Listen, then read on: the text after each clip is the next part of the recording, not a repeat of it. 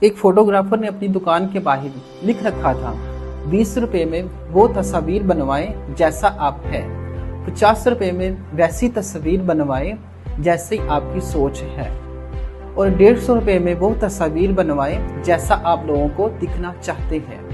کچھ عرصہ کے بعد جب اس کا آخری ٹائم آیا تو اس نے انکشاف کیا کہ میرے پاس زیادہ تر لوگ، اکثریت لوگوں کی 150 والی تصاویر تھا۔